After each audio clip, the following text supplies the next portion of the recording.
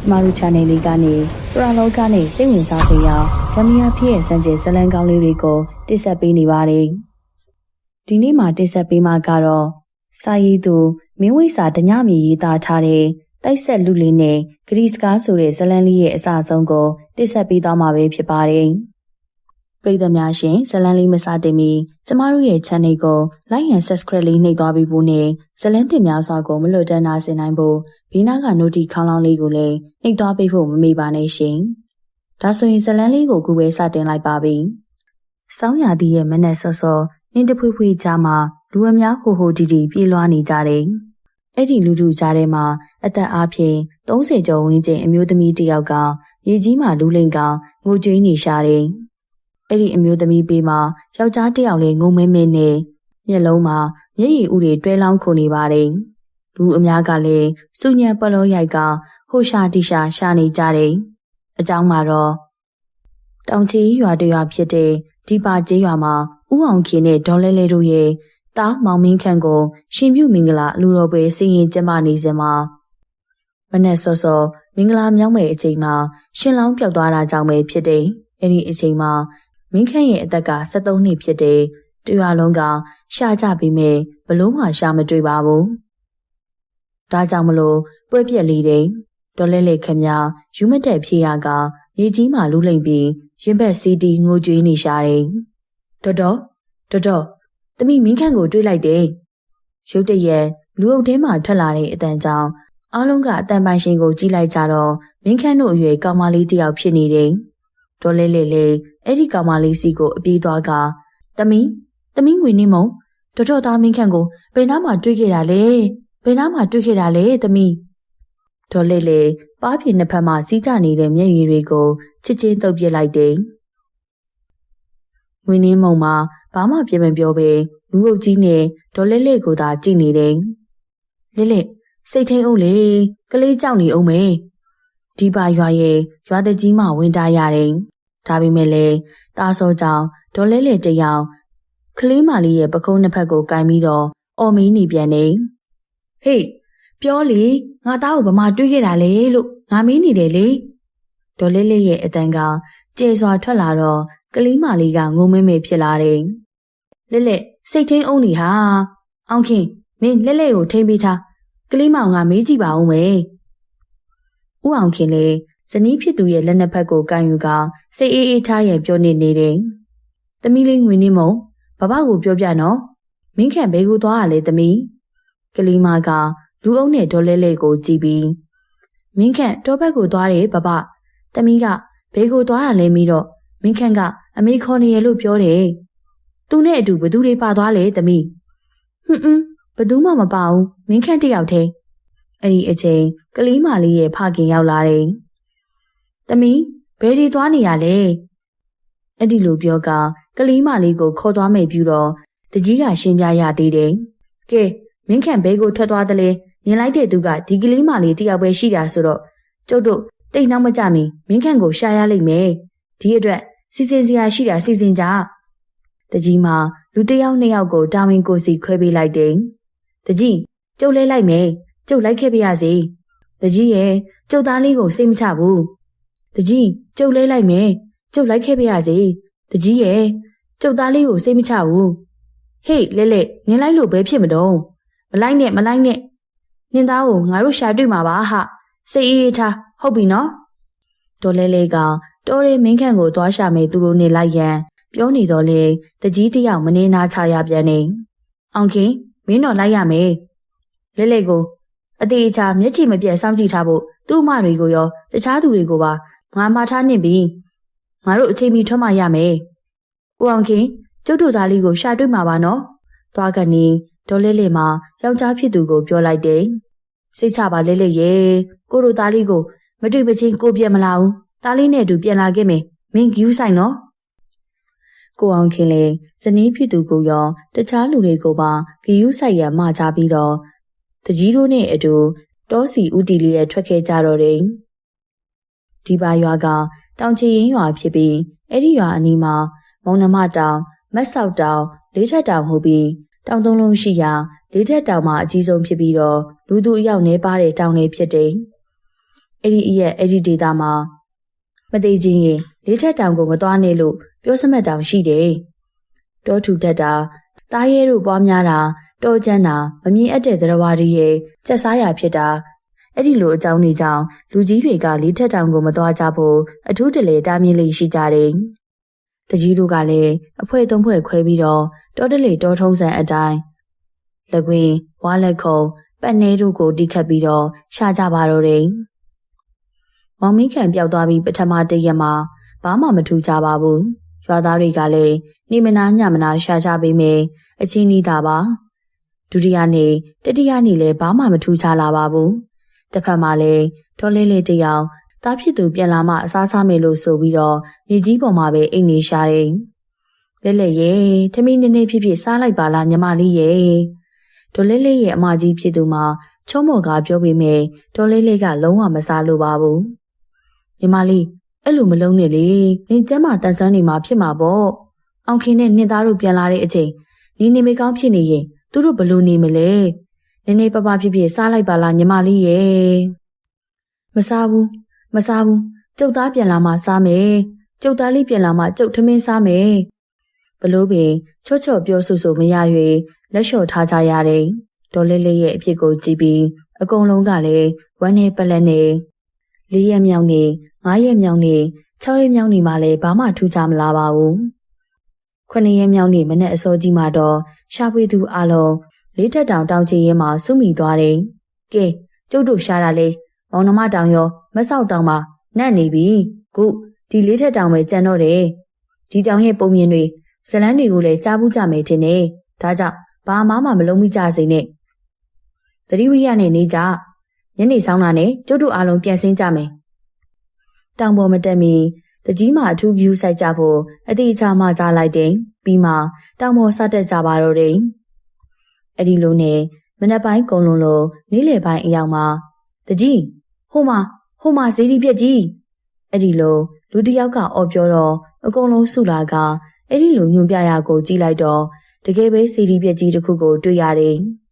ဘဲခိကတီရှိပြီးညံတော်ဘလောက်ကြီးမားတဲ့ဇေဒီလိုမိသူမှမသိကြပေမဲ့ဇေဒီတော်ရဲ့အပေါ်ပိုင်းမှာအတော်လေးပျက်စီးနေပြီဖြစ်တယ်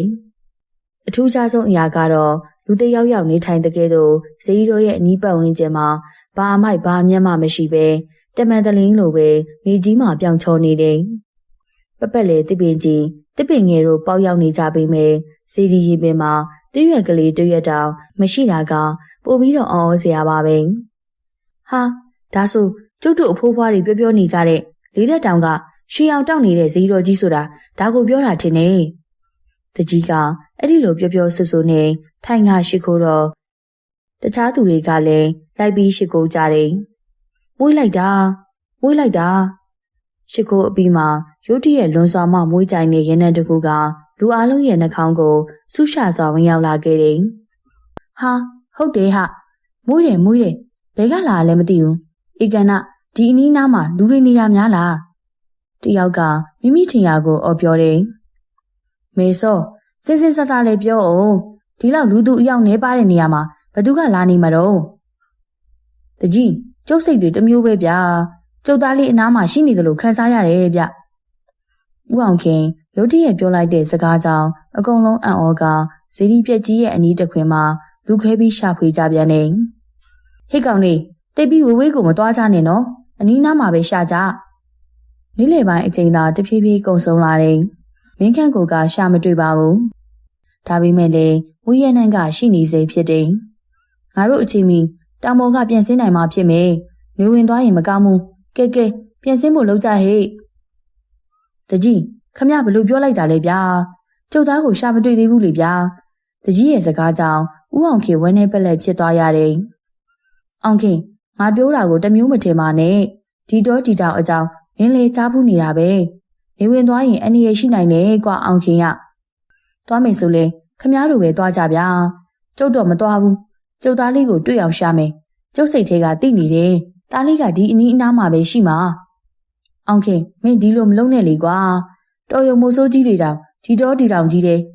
။တယောက်တည်းမလာရဲကြတာ။မင်းတယောက်တည်းကြံနေခဲ့လို့ပဲဖြစ်ပါမလဲ ဘာအနေရပဲရှိဗျာကျုပ်နေခဲ့မယ်တားလေးကိုတွေ့မှကျုပ်ပြန်မယ်လက်လက်ကိုပေးထားတဲ့ကလေးကိုကျုပ်တီအောင်လုပ်ရမယ်ပြောပြောဆိုဆိုနဲ့ဦးအောင်ခင်တော်တယ်ပြေးဝင်မယ်လုံးနေတော့တခြားလူ2ယောက်ကအတင်းတထားရတယ်အောင်ခင်မင်းသတိရှိစမ်းပါကွာမင်းမပါပဲသွားရင်ငါတို့မင်းရဲ့မိမကိုဘလို့ပြောရမလဲကွလက်လက်ကိုဘလို့ခံစားရမလဲသူခမတားပြောက်တဲ့အဘူးတော်မငင်းသေးဘူးနောက်တစ်ပူထပ်ပူရအောင်မလုပ်ချင်စမ်းပါနဲ့အောင်ခင်ရတကြီးအပါဝင်အားလုံးကဝိုင်းဝန်းပြီးဦးအောင်ခင်ကိုနားချကြရတယ်အဲ့ဒီအချိန်ရှဲဟုအတန်တန်ထွက်ပေါ်လာပြန်နေဟဲ့ကောင်နေကြားကြလားဒါမွေးတမ်းမဲကွဘဲကထွက်လာတဲ့အတန်လေးအားလုံးသတိထားကြဟဲ့တကြီးကအဲ့ဒီလိုအော်ပြောလိုက်တော့အကုန်လုံးကဦးအောင်ခင်ကိုအလင်းမထားပြီးစီးကဲတို့ဝိုက်ပြီးတော့ကြောချင်းကလေးရဲ့အတန်လာရောက်ကိုမှန်းဆကြည့်နေကြတယ်ဟာမွေးတွေတကြီးမွေးတွေပြမွေးတွေဘဲကရောက်လာမှန်းမသိတဲ့ရာနဲ့ချီတဲ့မွေးမျိုးစုံတို့တရှဲရှဲမြည်ကဇေဒီပြက်ကြီးပေါ်မှာဆင်းလာနေကြတယ်ဟာဒါငါတို့ကိုသတိပေးနေတာငါတို့ကိုတောနဲ့ထဲထိမသွားဖို့သတိပေးနေတာမဖြစ်ဘူးငါတို့မြင်ဆင်းမှဖြစ်တော့မယ်ကဲဆင်းကြတော့မွေတွေကငါတို့ကိုသတိပေးနေတာဘာမှမဖြစ်မီဆင်းကြတော့တကြီးကအော်ဟစ်ပြောဆိုနေတော့တခြားသူတွေလည်းထိတ်လန့်ကအပြေးကလေးဆင်းကြပါတော့တယ်နောက်ဆုံးတော့ဦးအောင်ခင်လည်းတောင်းအောင်မစင်းကျင်သေးတားလေးကိုဆက်ချကြည့်မိမယ်လေဆန့်ငါတကြီးတို့နဲ့အတူဆင်းလာခဲ့ရတော့တယ်အဲ့ဒီထိတိုင်သူ့သားလေးမင်းခန့်ကလေးထက်တောင်ရဲ့ဇေဒီပြက်နာမှာရှိကိုရှိရမယ်လို့ယုံကြည်နေစေဖြစ်တယ်ပြန်လမ်းမှလည်းဘသူကမှဘာစကားမှမပြောကြပါဘူးဦးအောင်ခင်ကတော့ဇနီးဖြစ်သူကိုဘလို့မျက်နှာချင်းဆိုင်ရမလဲစဉ်းစားရင်မျက်ရည်တွေနဲ့စီးကြလာပါတော့တယ်စိတ်ထဲမှာတော့တောင်းပန်နေပြီးတော့တယ်ရှိရမြောင်းနေမှာတော့ဒေါ်လီဦးလေးတို့ပြန်လာနေကြပြီရုတ်တရက်ခြံရှိမှထွက်ပေါ်လာတဲ့အော်တန်ကြောင့်ဒေါ်လဲလေတယောက်မြေကြီးပေါ်မှာအာယူပြီးထားရက်ကဟင်ကိုအောင်ခင်တို့ပြန်လာပြီတားလေးကိုတွေ့ခဲ့ပြီပေါ့ဝမ်းသာလိုက်တာဒေါ်လဲလေဝမ်းသာအားရဖြစ်ကဦးအောင်ခင်တို့ကိုကြိုဖို့ချမ်းမြေကိုအမြဲဆုံးထွက်လာခဲ့တော့တယ်ကိုအောင်ခင်တားလေးကိုတွေ့ခဲ့တယ်မလားယင်တားလေးအမေတားလေးဒေါ်လဲလေတယောက်လူတွေကြားတားဖြစ်သူကိုအော်ခေါ်ကရှာနေမိတယ်တကြီးအပါဝင်အကုန်လုံးကဒေါ်လဲလေကိုကြည့်ပြီးတော့ဝမ်းနဲ့ပက်လက်နဲ့သူတို့လည်းရှိညရှိရဲ့တိုင်းရှာဖွေခဲ့ကြပေမဲ့မင်းခန့်ရဲ့သဲလွန်စားကိုတော့ရှာမတွေ့ခဲ့ပါဘူးတကြီးကျမသားလေးကိုရှာတွေ့ခဲ့တယ်မလားဟင်ဘသူစီကမှစကားတန်ထွက်မလာပါဘူးအားလုံးကတိတ်ဆိတ်ပြီးတော့မျက်နှာအောက်ချကရက်နေကြပါတယ်လက်အင်ကိုသွားရအောင်ကွာအိမ်အောင်မှပြောကြမယ်နော်ဦးအောင်ခင်တယောက်ပြိုလူမိုးလို့ဖြစ်နေတဲ့သူ့မျက်ဝန်းအိမ်မှာမျက်ရည်ဥတွေကိုထိမ့်ချုပ်ရင်းဇနီးဖြစ်သူကိုချုံမော်ပြီးပြောတယ်မသွားဘူးကိုအောင်ခင်ကျုပ်တို့သားလေးဗမာလေတော့ဘာလို့တိတ်ဆိတ်နေရလဲကြုံမေးနေတယ်ကျုပ်တို့သားလေးဗမာလေလို့ဒေါ်လေးရဲ့ပါပြင်မှာမျက်ရည်တွေမယမနာစီးကြနေတယ်ကိုတောင်းမမာတွေလက်ရဲ့ကိုတောင်းမမာတွေကွာဒီတစ်ခါဦးအောင်ခင်လည်းဘလို့မှမထိန်ချုံနိုင်တော့၍ငိုချလိုက်ပါတော့တယ်ကိုတောင်းမမာတွေလက်ရဲ့ကိုတို့သားလေးကိုရှာမတွေ့ခဲ့ဘူး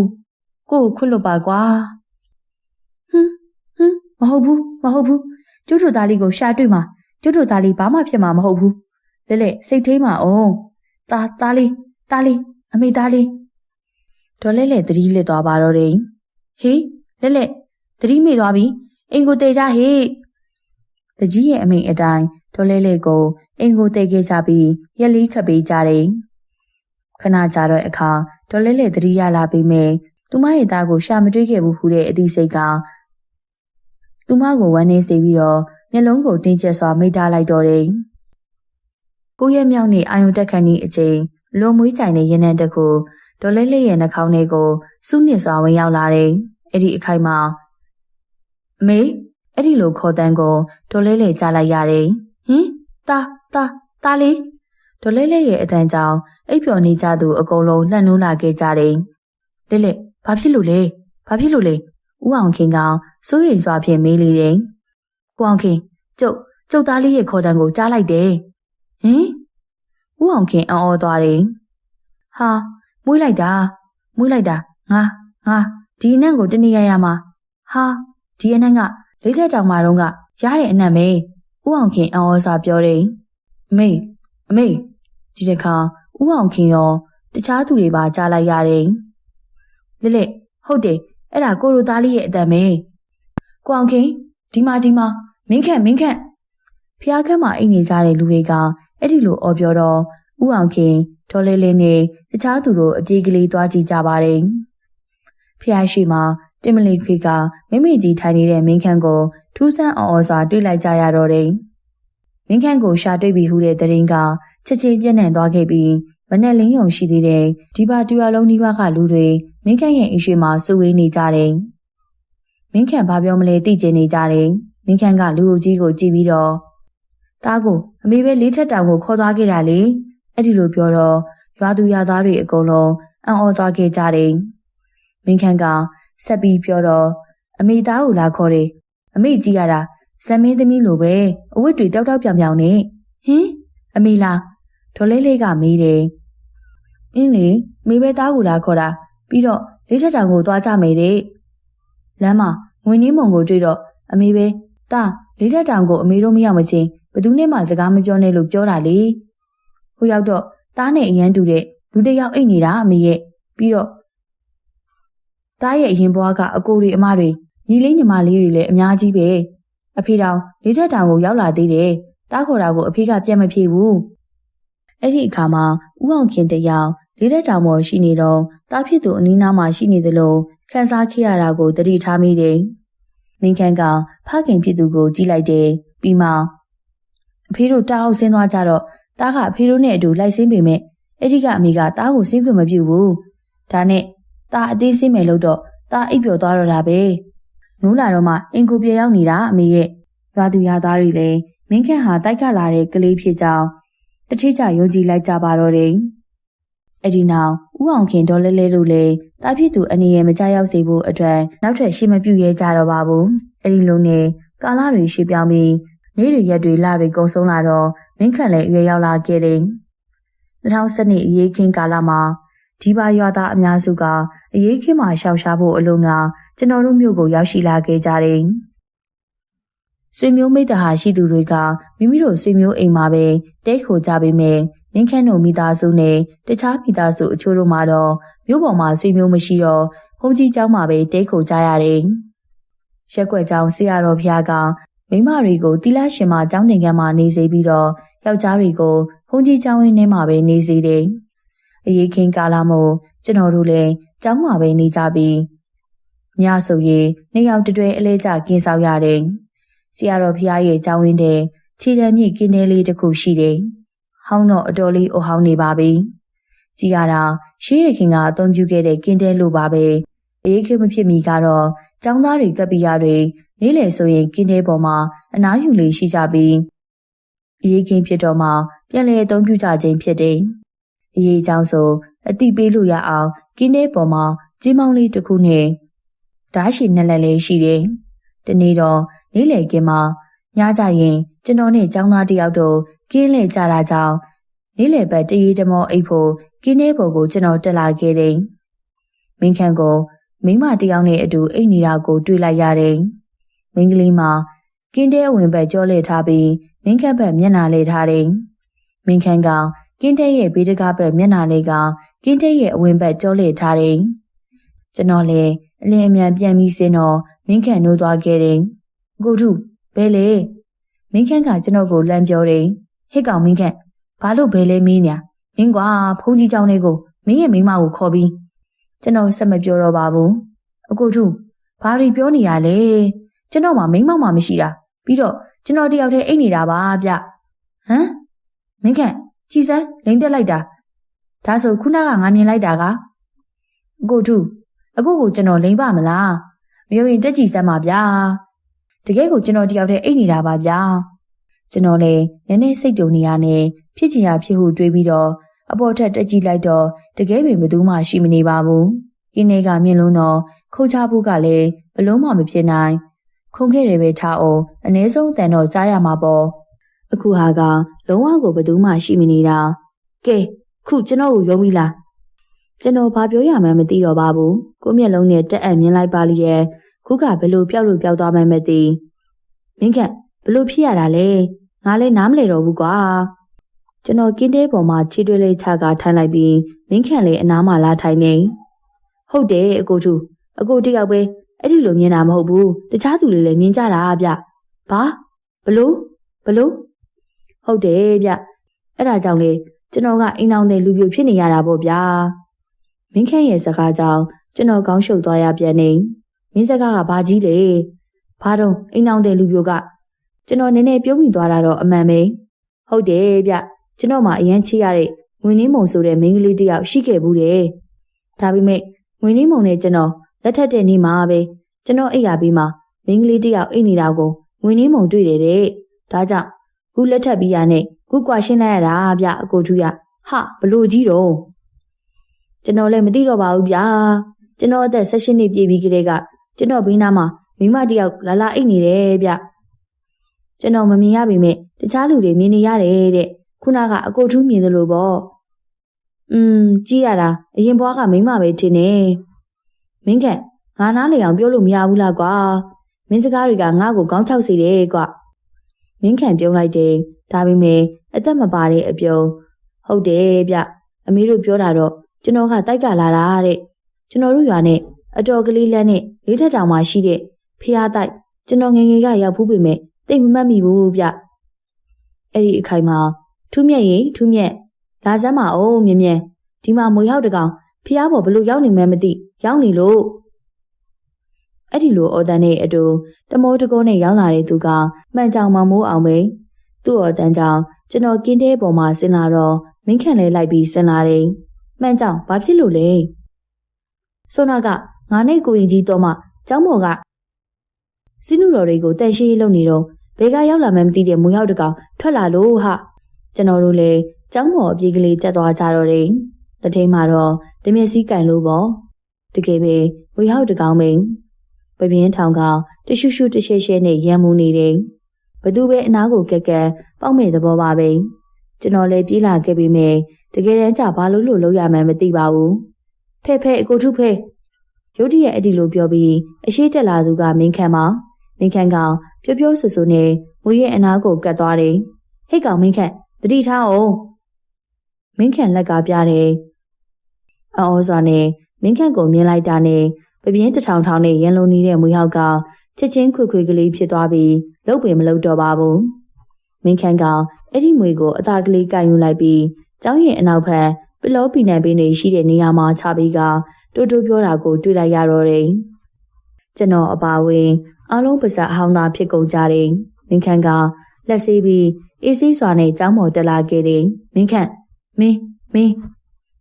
အကိုထူကျွန်တော်ကိုအံ့ဩနေရလားဘာမှမဖြစ်ပါဘူးဗျာကျွန်တော်လဲဘာကြောင့်မှန်းရဲ့မသိပေမဲ့ငယ်ကလေးကကျွန်တော်ကိုဘာမွေးမှမကိုက်နိုင်ဘူးဗျအမေပြောတာတော့ကျွန်တော်ကဖျားဆောက်မွေးတိုက်ကလာတယ်ဆိုလားပဲဗျကျွန်တော်မွေးတဲ့နေ့မှာပဲမွေးတွေအများကြီးကျွန်တော်တို့ခြံထဲရောက်လာကြတာတဲ့အမေကကျွန်တော်ကိုတယောက်တည်းထားတဲ့အချိန်တွေဆိုငွေကြီးတွေရောက်လာပြီးကျွန်တော်နဲ့ပုတိပုသက်နေလေးရှိတာပဲဘာလို့လဲတော့မသိဘူးဗျမှန်ကြောင်နဲ့ကိုရင်ကြီးတော်မတို့လည်းချောင်းပြီးကြည့်နေကြတယ်နေစမ်းမအောင်မင်းခုနကမွေးနားကပ်ပြီးတူတူနဲ့ဘာတွေပြောလိုက်တာတော့ကျွန်တော်မိခွန်းကြောင်မင်းခံပြုံးလိုက်တယ်ဘာရဲ့မဟုတ်ပါဘူးဗျာနောက်ကျောင်းပေါ်မတက်ဖို့နဲ့လူတွေကိုရဲမမှုဖို့ပြောလိုက်တာပါဗျဟာမင်းမငါတို့သိစေရလိုဝက်ချက်တွေဘလောက်ကြံသေးလဲကွမင်းခံသဘောကျစွာရေးလိုက်တော့တယ်အဲ့ဒီနေ့ညကျွန်တော်နဲ့ရန်ကြီးအောင်ဆိုတဲ့ကျောင်းသားတို့ကင်းလဲကြတော့တကောင်ရဲ့အချိန်လောက်မှာကျွန်တော်အိမ်ခိုင်လာပြီးမှန်ချောင်းကိုခဏတစ်ဖြုတ်အစားဝင်ခိုင်းလိုက်ပြီးနိုင်ဝက်လောက်ဖြစ်အိမ်ရန်အလုံးကကျောင်းသားတွေအိတ်တဲ့တန်လျာကိုကျွန်တော်ထွက်လာခဲ့တယ်အဲ့ဒီအချိန်မှာကျွန်တော်နားထဲဝင်ရောက်လာတာကအမျိုးမြင်မသိတဲ့တချင်းတန်တစ်ခု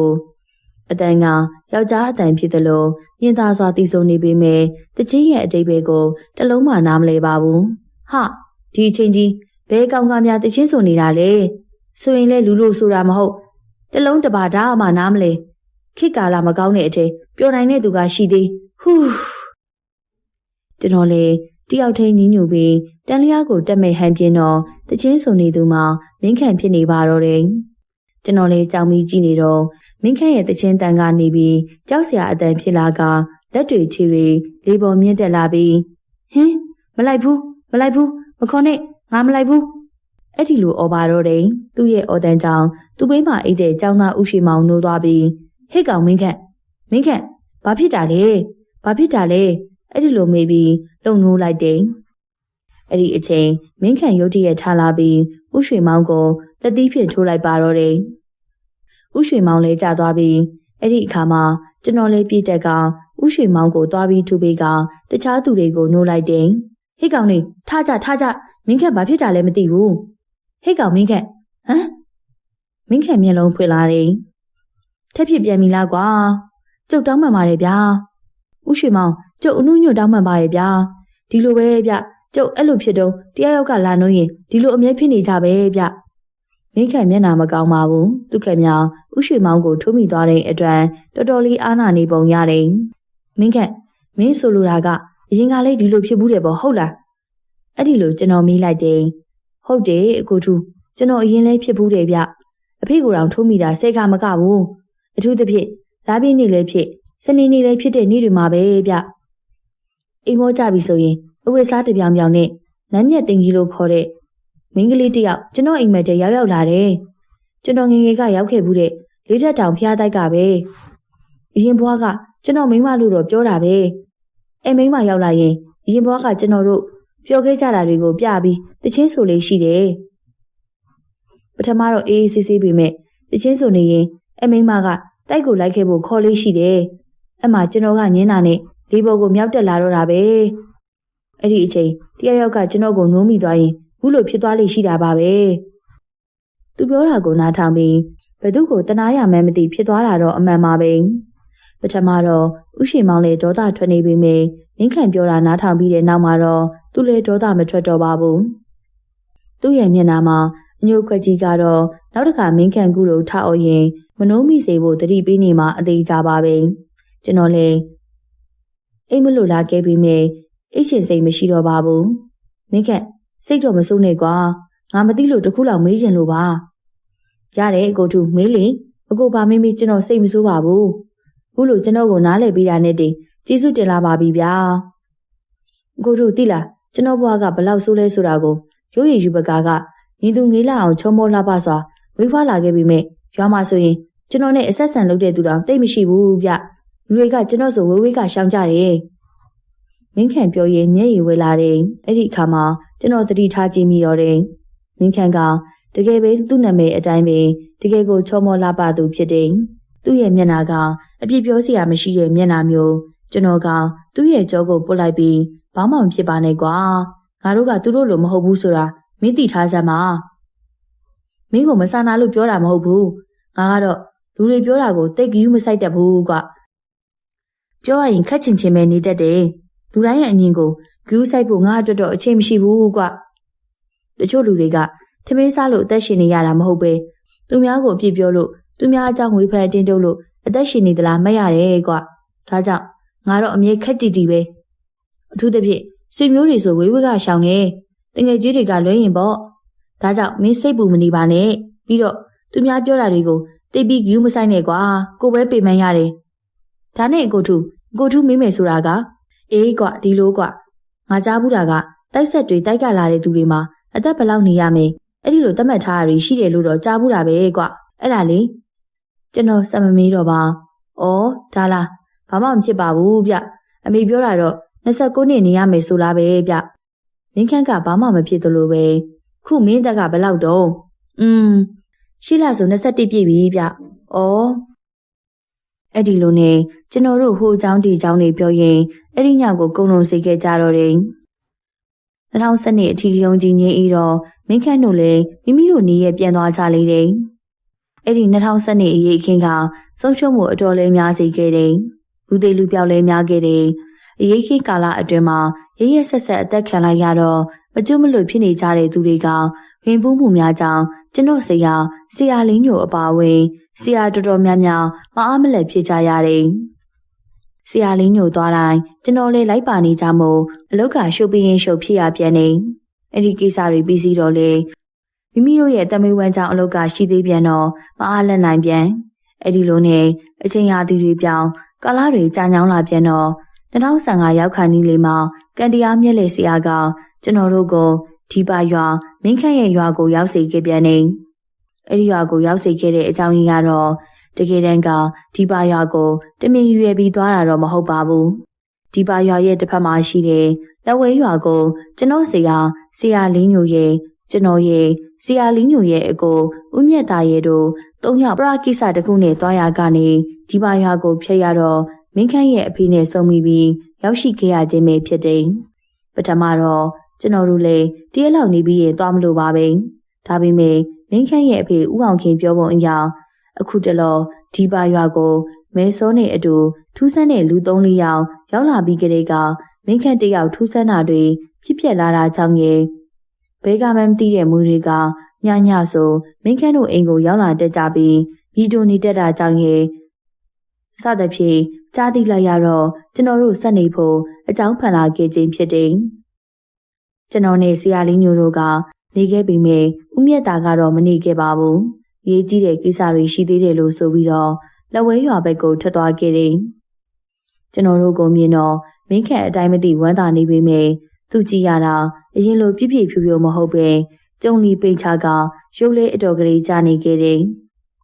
သူ့အမေဒေါ်လေးလေးကလည်းသားဖြစ်သူအတွက်အတော်လေးစိတ်မကောင်းဖြစ်နေပြီးအကျိုးအကြောင်းမိယာကနေတိုက်နဲ့ဆက်ဆက်တဲ့စကားလမ်းကြောင်းကိုရောက်သွားတော့မင်းခန့်တိုက်ကလာတာဖြစ်ကြောင်းတိလိုက်ရခဲ့ကတိုက်ဆရာတွေနဲ့တိုက်ကျိုးဖြတ်ပြီးဖြစ်ကြောင်းကိုတိလိုက်ရပြန်နေတိုက်ကျိုးဖြတ်ပြီးပေမဲ့သူမရဲ့သားကိုတိုက်တွေလိုက်နောက်ရှက်နေသေးမှန်တိလိုက်ရတော့သူမအတော်ကလေးတောကဖြစ်နေပုံရတယ်အချိန်ကညနေဆောင်ချိန်ဆရာလေးညိုရဲ့ကျွန်တော်ရဲ့မင်းခန့်ရဲ့မိဘနှစ်ပါးရဲ့မင်းခန့်ရဲ့အင်းရှိကုပြစ်ပေါ်မှာထိုင်ပြီးစက်မိဆက်ရပြောကြရကနေတိုက်အကြောင်းကိုဆက်ပြန်တော့ဆရာလေးညိုကတိုက်ကျိုးဖြတ်တယ်ဆိုတာချီကိုကကြီးနဲ့ဖြတ်လိုက်တယ်လို့မလွယ်ဘူးဗျတိုက်ကျိုးဖြတ်တဲ့သူကသက်ဆိုင်ရာတိုက်ချုပ်နဲ့ညီနိုင်ဆွေးနွေးနိုင်တဲ့အစွမ်းကိတ်ထိရှိဖို့လိုတယ်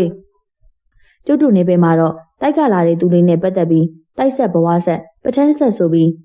ရေဘူးလျက်အပြင်၃မျိုးခွဲထားတာတော့ရှိတယ်ဒါပေမဲ့အဲ့အထဲမှာတိုက်ဆက်တွေကိုတော့တီးရစေရတော်တော်များများကတိုက်ကျိုးမဖြတ်ကြဘူးရှောင်ကြတယ်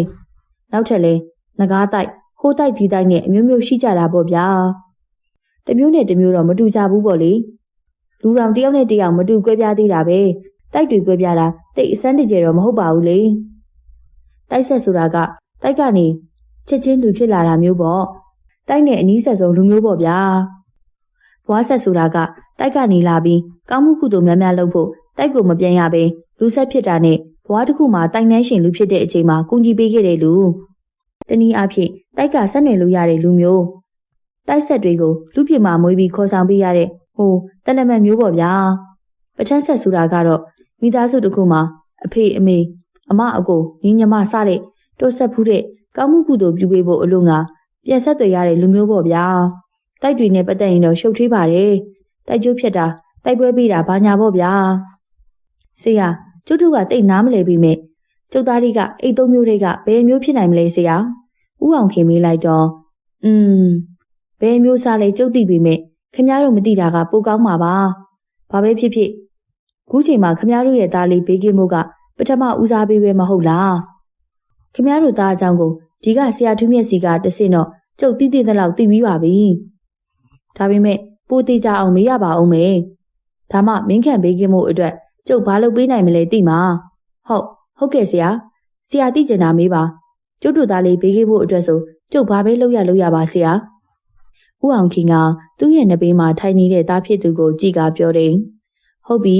ခင်ဗျားတို့သားလေးကိုရှင်းပြတော့ကပျောက်သွားဘူးလေဆိုအဲ့ဒါအဟုတ်လားဟုတ်တယ်ဆရာကျုပ်တို့နေညရှာရတာမတွေ့ဘူးဗျဒါပေမဲ့ကျုပ်တို့ရှာတာရက်လိုက်တဲ့နောက်တစ်နေ့လေရောက်ရောသူ့ဘာသာသူရောက်လာတာပဲဆရာဟုတ်ပြီပြီးတော့ခမရဲ့သားကိုအိမ်အောင်ချပေးဘူးလားအိမ်အောင်မမြဲပဲကွဲဘူးလားဦးအောင်ခင်စိတ်မကောင်းစွာနဲ့သားဖြစ်သူကိုကြည့်ကနောက်ကျောလေးကိုပုတ်တက်လိုက်တယ်ဟုတ်တယ်ဆရာသားလေးကိုအရက်ထဲကငွေနှင်းမုံဆိုတဲ့မိန်းကလေးနဲ့ထိမ်းများပေးဘူးတယ်ဆရာဒါပေမဲ့မင်္ဂလာဦးညမှာပဲ တိုက်ကနောက်ရှက်တာခံလိုက်ရလို့ပြိုကွဲသွားခဲ့ရတယ်ဆရာ။ဘာလို့လဲဆရာလင်းညိုကတူတူတုတ်တုတ်ပဲမိလိုက်တယ်။သားလေးကထူးခြားတယ်ဆရာ။သူ့ကိုကိုယ်ဝင်ယူတဲ့နေ့ကောဝေးတဲ့နေ့တွေမှာပါထူးခြားတဲ့အမွေရနံ့တွေရလိရှိတယ်ဆရာ။ပြီးတော့ငယ်စဉ်ကလေးကဝေးရနဲ့အကြောင်းဝင်နေဆရာဘလောက်ပဲအစိတ်ပြင်းတဲ့မွေးဖြစ်ဖြစ်သူ့ကိုမကိုက်နိုင်ဘူးဆရာ။ဆရာလင်းညိုကမထူးဆန်းသလိုနားထောင်နေပြီမေကျွန်တော်အတွက်တော့အရာရာထူးဆန်းနေတယ်။သူ့ကိုမွေးပြီးကလေးကစီးပွားလက်လာပါတွေတမှုဟုတ်ချင်းတက်လာသလိုချမ်းဝင်းနဲ့လဲအေယာမမွေကြီးတွေတွေ့ရတတ်တယ်ဆရာ။ဒါပေမဲ့ရံမူတာတော့မဟုတ်ပါဘူး။တားလေးအနားကိုလာပြီးပုတ်တီးပုတ်တက်လုပ်ပြီးပြန်သွားလိရှိတယ်ဆရာ။အင်းနီနာချင်းတွေကြောက်လက်ပြီးဒုတ်တွေဓာတ်တွေနဲ့ရှာကြပြီးမဲ့မွေပြောနဲ့မွေနဲ့တူတဲ့တစ်ကိုင်း6လေးကိုတောင်ရှာမတွေ့တာပါဆရာ။အရွယ်ရောက်လာပြန်တော့လေမင်းကလေးတယောက်သူ့အနားမှာလာအေးလေးရှိတယ်တဲ့။တားလေးရဲ့ကျုပ်တို့လင်းများရဲ့ကလွဲပြီးအကုန်လုံးအဲ့ဒီမင်းကလေးကိုမြင်ကြရတယ်။ဒါပေမဲ့မုံဝါးဝါးနေတဲ့ဆရာသူ့မျက်နှာကိုတော့တယောက်မှအသေးချာမမြင်ဘူးကြပါဘူး။တားလေးပြောတာတော့သူ့ရင်ဘွားကမိန်းမတဲ့နမ်းမြက်တင်ကြီးဆိုလားပဲ။ခင်ဗျားတို့ကဒါကိုသိနေရဲနေတောင်သူ့ကိုအိမ်အောင်ချပေးသေးတယ်နော်။ဆရာလင်းညိုကအပြစ်တင်လိုက်တယ်။အဲ့ဒီလိုလည်းမဟုတ်ပါဘူးဆရာ။သူပြောက်သွားတဲ့ကိစ္စပြီးသွားတော့တိုက်ဆရာတယောက်နဲ့တိုက်ကျိုးဖြတ်ပေးဘူးတယ်လေဆရာ။ဒါကြောင့်ပါခင်ဗျားကိုကျုပ်စောနာကပြောခဲ့သလိုပဲတိုက်ကျိုးဖြတ်တယ်ဆိုတာအချီကျိုးကိုလက်နဲ့ဖြတ်လိုက်သလိုမလွယ်ကူဘူးဗျ။ပြီးတော့တိုက်ဆက်တွေကိုအိမ်အောင်ပြုပေးတော့မယ်ဆိုရင်တက်ဆိုင်ရာတိုက်ချုပ်ဒါမှမဟုတ်တိုက်နှဲရှင်စီမှာခွင့်ပြုချက်တောင်းပြီးမှပြုပေးတာပိုကောင်းတယ်။ခွင့်ပြုချက်မယူပဲပြုပေးရင်တာကွယ်မရကွယ်ကုံပြောရရင်အသက်သေဆုံးနိုင်တဲ့အထိဖြစ်တတ်တယ်။စီးပွားရေးပြတ်တတ်တယ်။တိုက်ကျွေးဖြတ်တဲ့အခါမှာလေဖြတ်ပေးတဲ့ဆရာကတက်ဆိုင်ရာတိုက်ချုပ်တိုက်နှဲရှင်တွေနဲ့ဆွေးနွေးညှိနှိုင်းနိုင်တဲ့တိတ်ထီအစွမ်းရှိဖို့လိုတယ်။အေးညှိနှိုင်းတဲ့အခါမှာလေငါဆရာဟိဆိုပြီးဒေါနဲ့မောနဲ့သွားလို့မရဘူး။မေတ္တာတရားကိုအခြေခံပြီးတန်တရားမှာလူရလန်း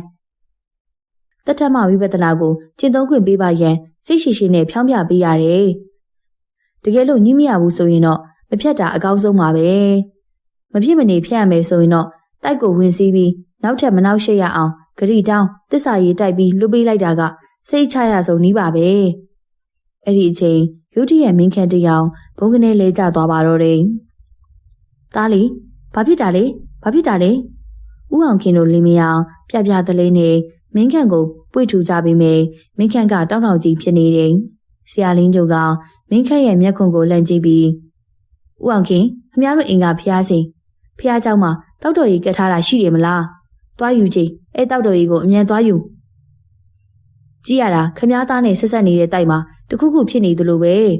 ။ဆရာလင်းညိုကမင်းခန့်ရဲ့လက်ကိုကိုင်ပြီးတော့မျက်လုံးမိတ်ပြီးအာယုံခံကပြောနေတယ်။ဦးအောင်ခင်လည်းဖျားတောက်တော်ကြီးကိုအမြန်ဆုံးသွားယူခဲ့တယ်။ဒီမှာဆရာဒီမှာပါ။ဆရာလင်းညိုဦးအောင်ခင်လက်ထဲမှာတောက်တော်ရီခွက်ကိုယူလိုက်ပြီးတပူးပေါ်မှာထားကပါးစပ်မှာပွားစီမိပြီးမင်းခန့်ပေါ်ကိုတောက်ချလိုက်တယ်။ရှုပ်တရံမင်းခန့်ဝုန်းကနေပြန်ထလာပြီးမိမအတန်ကြီးနဲ့ငိုပါတော့တယ်။ဟင်ဆရာလင်းညိုကလွဲပြီးအကုန်လုံးအံ့ဩသွားကြတယ်။ဟေ့အခုရောက်နေတာကဘာတူလဲ။ဘာကြောင့်ရောက်နေရလဲ။ဆရာလင်းညိုမင်းခန့်ကိုကြည့်ပြီးမေးပေမဲ့မင်းခန့်ကဆရာလင်းညိုကိုမကြည့်ပဲမျက်နှာကိုအောက်ဆိုင်ထားတယ်။အကျွန်ုပ်တို့ကိုကယ်ပါဦးအရှင်။မင်းခန့်မင်းကလေးအတန်ဖြင့်ရှက်ကြီးတင်လျက်ပြောတယ်။ကျုပ်တို့ကဘသူလက်ထဲကတင့်ကိုကယ်ပေးရမှာလဲ။အတင်ကဘသူများလဲ။ဆရာလင်းညိုရဲ့စကားတွေကထူးဆန်းနေတယ်လို့ကျွန်တော်ထင်မိပြန်နေ။ကျွန်ုပ်ကလေးထက်တောင်ပေါ်ကပါ။လေးထက်တောင်ပေါ်ကဟုတ်သလား။ကျုပ်ကိုရှင်းရှင်းလင်းလင်းပြောစမ်းပါအောင်။ဟုတ်ပါတယ်။လေးထက်တောင်ပေါ်မှာရှိတဲ့ဖျားတိုက်ကတိုက်နဂါးဆောင်နန်းလာကြီးပါညနေတုန်းကတိုက်တကားကိုလူ6ယောက်ရောက်လာပြီးဖျားပေါ်ကမွေတွေကိုတက်မွေဥတွေကိုလည်းရိုက်ခွဲသွားပါတယ်သူတို့ပညာကအကျွန်ုပ်တို့ထက်အစိမ့်မြင့်နဲ့အောက်လန်းစရာတွေဖြစ်နေတဲ့အတွက်ကျုပ်တို့မရှင်းနိုင်ပါအခုလဲတိုက်နှဲရှင်နဲ့တကွတိုက်ဆောက်နေအကုန်လုံးကိုဖမ်းချုပ်ထားပြီးသူတို့မှပါလာတဲ့အကောင့်လေးနဲ့ထိန်းချုပ်ထားပါတယ်ကျွန်ုပ်တို့ကိုကဲပါအကျွန်ုပ်တို့ကမင်းရဲ့အမိန့်အာဏာကြောင့်နောင်ပွင့်တော်မူမဲ့အရိမီဒီယာဖျားရှင်သာသနာတော်မှာလူတန်းမဲ့မင်းဗန္နာတွေကိုစောင့်ကြရတာပါမတမာသူတွေလက်ထဲရောက်သွားရင်အပြက်ကင်းနဲ့ကြုံရပါလိမ့်မယ်ကျွန်တော်တို့တယောက်မျက်နှာကိုတယောက်ကြည့်မိကြတယ်ကောင်းပြီဂရီးတစ်ခုပေးရင်ကျုပ်တို့ကူညီပေးမယ် အရှင်းဆန္ဒအတိုင်းဖြစ်စေရပါမယ်အကျွန်ုပ်ရဲ့နောက်ကသာလိုက်ခဲ့ပါလေးထက်တောင်မို့ကိုအမြန်ရောက်ပါလိမ့်မယ်သူတို့ကအားကြီးကြတဲ့အတွက်သတိရှိပါစေအကျွန်ုပ်လည်းစွမ်းတဲ့ဘက်ကကူညီပေးပါမယ်ဆရာဖြစ်ပါမလားကျွန်တော်စိုးရိမ်စွာမေးလိုက်တယ်ဦးအောင်ခင်တို့ကသူတို့သားလေးအတွက်စိုးထိတ်နေကြတယ်အဲ့အကောင်တွေကတိုင်နှန်းရှင်ကိုတောင်ဖမ်းချုပ်နိုင်နေဆိုတော့ကျုပ်တို့ရှော့တွက်လို့တော့မရဘူးဒါပေမဲ့မပူပါနဲ့ဦးအောင်ခင်ခမည်းကရွာသူကြီးကိုအကျိုးချောင်းပြောပြီးအားကောင်းမောင်းတန်ယောက်ျားတွေကိုစုထားအသက်အန္တရာယ်မထိခိုက်နိုင်လောက်တဲ့လက်နက်တွေနဲ့အတူနောက်ကလိုက်လာခဲ့ကျုပ်ထူးမြတ်မင်းခန့်တို့အရင်ရှေ့ကသွားနေလိုက်မယ်လုပ်ရမယ့်ကိစ္စတွေကိုလည်းမပေါက်ကြားစေနဲ့တူတူတိတ်တိတ်လေးလုပ်ကြမသွားမီကျုပ်ဖျားရှိခိုးလိုက်အောင်မယ်ဆရာလင်းညိုကအဲ့ဒီလိုပြောပြီးအိမ်ထဲဝင်သွားတယ်အတန်ငယ်ကြာမှပြန်ထွက်လာပြီးတော့ကျွန်တော်ကိုမိုင်းခံစာရွက်ငယ်လေးတွေ့ရပေးတယ်ထူးမြတ်ဒါကိုတင်ထားမဖြစ်မနေလိုအပ်လာတဲ့အခါမှာထုတ်သုံးကျွန်တော်စာရွက်ကိုယူလိုက်ပေမဲ့ဘယ်နေရာမှာဘလို့သုံးရမှန်းမသိပါဘူးဆရာဒါကိုဘလို့သုံးရမှာလဲမင်းအချိန်တန်သိလာလိမ့်မယ်မပူနဲ့ကဲဦးအောင်ခင်ခမည်းလဲစလို့ရှာတော့ကျုပ်တို့လည်းလိုက်သွားတော့မယ်ကဲတိုက်တော်ဆောင်ရီကျုပ်တို့ကိုလမ်းသာပြပြီးတော့ကျွန်တော်တို့သွားမယ်အပြူမှာဒေါ်လေးလေးကဆရာလင်းညိုကိုဆရာကျမသားလေးဘာမှမဖြစ်တော့ပါဘူးနော်အဲ့ဒီလိုပြောလိုက်တယ်ဘာမှမဖြစ်စေရပါဘူးဖြစ်ခွင့်လည်းမပေးဘူးခင်ဗျားတို့စိတ်ချပါအဲ့ဒီလိုနဲ့မောင်ရီတန်းစာချိန်မှာကျွန်တော်တို့လေးထက်တောင်ရှိရာကိုခီးဆက်ခဲ့ကြတော့တယ်ကောင်းကင်ပြင်မှာလဲလာမိုင်းညမို့ကြဲကလေးတချို့ကလွဲပြီးမောင်မဲနေတယ်ကျွန်တော်ကတော့မတက်တာလို့သာလိုက်လာခေရပေးမယ်စိတ်ထဲရသမျှတရားစာတွေကိုရွတ်ဖတ်နေမိတာအကြိမ်ကြိမ်အခါခါပါပဲသိမကြမိပါပဲကျွန်တော်တို့လေးထက်တောင်ပေါ်မှာဖျားပြက်ကိုရောက်သွားကြတယ်ကျွန်တော်တို့ရောက်သွားချိန်မှာတော့လူ6ယောက်ဇီဒီပြက်ကိုမိတို့ပက်ပက်လေးထုံးပြီးတော့အလုံးရှုပ်နေတာကိုမြင်တွေ့လိုက်ရပြန်နေလူသူမရောက်တဲ့တောထူထက်တဲ့နေရာမို့စိတ်ချလက်ချလုံနေကြတဲ့သဘောပါပဲရုတ်တရက်ကျွန်တော်တို့အပေါ်မှာအီယာမငကြီးတကောင်ဝဲပြန်သွားတယ်သူတို့လေတော်တော်လေးသတိရှိကြတာပဲအဆောက်နေပါရင်းနဲ့ပါလားဆရာလင်းညိုကအဲ့ဒီလိုပြောလိုက်တယ်ဒါပေမဲ့ကျွန်တော်တို့ကဘာကိုဆိုလိုမှန်းနားမလည်ပါဘူးဆရာအဲ့ဒီငှက်ရဲ့အော်တန်ကထူးဆန်းနေသလိုပဲနော်တခုခုတော့တခုခုပဲကျွန်တော်မက်ချက်ပေးလိုက်တယ်ထူးပါပြီလားကွာ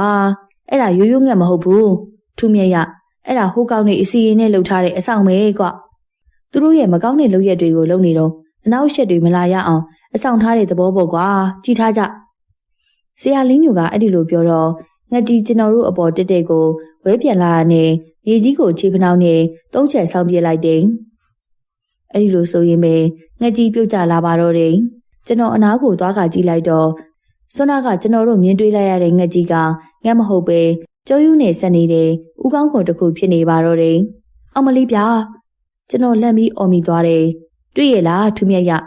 တွေ့ပါဆရာရဲ့လက်နောင်လက်နေဗျာကြောက်ဆရာကြီးကဲအဲ့ဒါထားအောင်ရေးကြည့်တာမှားမယ်တိုက်တော်စင်အသေးမင်းခန့်ကိုကာကွယ်ပြီးသူတို့ကိုလည်းတက်နိုင်တဲ့ဘက်ကနောက်ရှက်ပါကျုပ်ကတိုက်နှန်းရှင်တို့ကိုလွတ်ပေးမယ်အထူးသဖြင့်မင်းခန့်ကိုကာကွယ်ပါမင်းခန့်ကတိုက်ဆက်မှန်းတည်သွားရင်သူတို့အလွတ်ပေးမှာမဟုတ်ဘူးပို့ပြီးဒုက္ခရောက်သွားလိမ့်မယ်ထူးမြတ်မင်းကတော့ဗလာကောင်းနေဆိုတော့နိုင်တဲ့ဘက်ကဝင်လုံးကွာဟာဆရာဖြစ်ပါမလားကျွန်တော်ကြောက်တယ်ဗျသူတို့က6ယောက်တောင်ဆရာလင်းညိုပြုံးလိုက်တယ်သူတို့ကမောင်နာနဲ့စလိမ့်မယ်ဒီတော့ကျုပ်တို့အတွက်အခွင့်အရေးနည်းနည်းရလိမ့်မယ်ရတဲ့အခွင့်အရေးလေးနဲ့သူတို့ကအမောက်သိပ်ကြတာပေါ့ဆရာလင်းညိုကအစီအစဉ်ဆွဲပြီးကျွန်တော်တို့3ယောက်လူခွဲကတယောက်တစ်ဖက်ဇေဒီပြည့်ရဲ့အနီးကိုချိကက်လိုက်ကြတယ်ကျွန်တော်တစ်ပင်တစ်ပင်ကိုမိတွဲပြီးဇေဒီပြက်ဖက်ကိုကြည့်လိုက်တော့တကောင်သားအုပ်စုကဘာတွေအလုံးရှုပ်နေကြမှန်းမသိဟိုဘက်သွားဒီဘက်သွားနေတယောက်က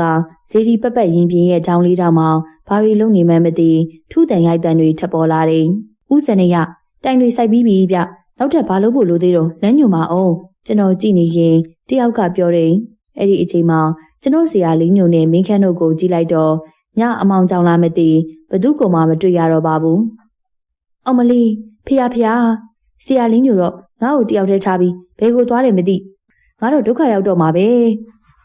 ကျွန်တော်ညီးလိုက်ပြီးတကောင်သားတွေကိုသာကြည့်နေလိုက်တယ်ဆက်မြဒီလောက်ဆိုရပြီဒီလောက်ဆိုဘယ်နန္နာဘဝမှအနာကယ်ရင်မှမဟုတ်တော့ဘူး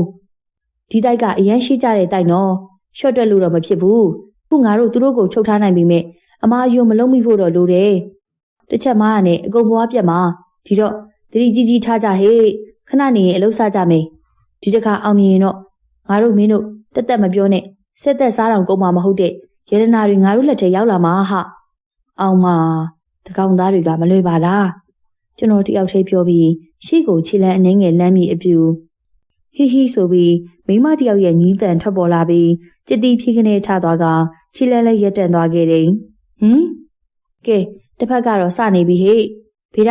မင်းရှင်းလိုက်ကွာငါဆိုင်ရာပိုင်ရာတွေအတွက်ပွဲမြောက်လိုက်မယ်ဦးစနေရမိတဲ့အဖိုးကြီးကအဲ့ဒီလိုပြောလိုက်တော့ဖေဒဆိုသူကလည်းရိုသေစွာဥညွတ်ပြပြီးဟေ့ဘဲကကလီကဝတွေလေတက်တိရှိတပါဆိုရင်ထွက်ခဲ့စမ်းဟေ့ဆရာအမျက်ဥထားထွတ်တယ်တပါဆရာဥစနေရရဲ့ညာလေယုံဘေးထားတဲ့ဟေ့ဘေးထားဆိုသူကိုကြောက်ရည်လားမသိမိုးတန်းကချစ်ချင်းတိတ်သွားတယ်ဟာဟာဟာဟာမလောက်လေးမလောက်စားတရဝါတွေပဲကောင်းတယ်ဟေးကောင်းတယ်မတိကြည့်ရင်ဝေးဝေးသွားတာကောင်းတယ်ဘေးထားဆိုသူကသဘောကျစွာရေမောနေတယ်အဲ့ဒီအခိုင်ကျွန်တော်အနောက်မှာတော်တိုးတန်ကြားလိုက်ရပြန်နေဖျားငါနောက်မှာဘသူတော့ကျွန်တော်ဒီကိုယ်လုံးချက်တီးထကဒူးပင်တုံလာခဲ့တယ်